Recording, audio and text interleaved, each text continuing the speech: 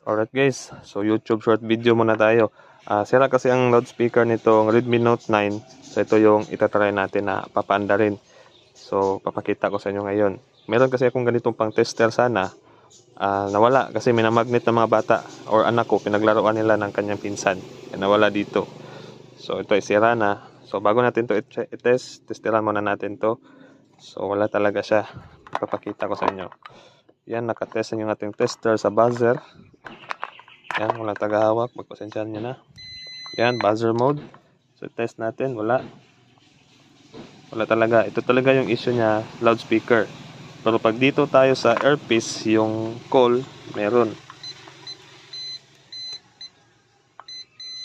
Yan. Sa loudspeaker, wala. So, try natin tong malaki.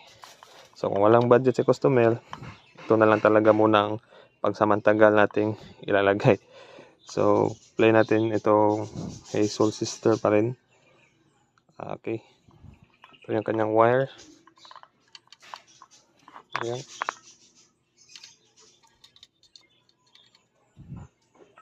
Okay.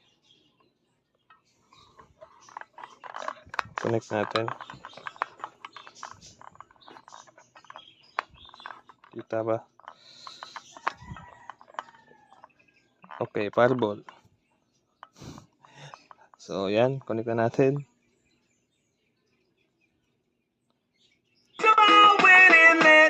Yun.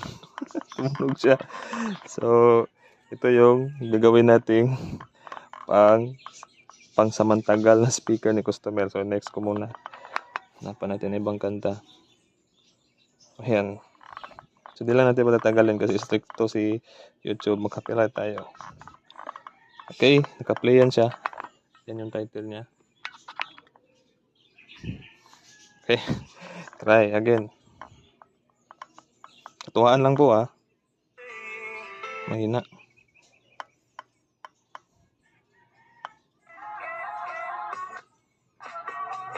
Basta yun, gumana siya. Loudspeaker yung papalitan. So, shoutout sa iyo customer. Kung wala ka pang budget, ito, lagay natin ito sa likod pang samantagal. Yan po. So, katuwaan lang po. And have a nice day.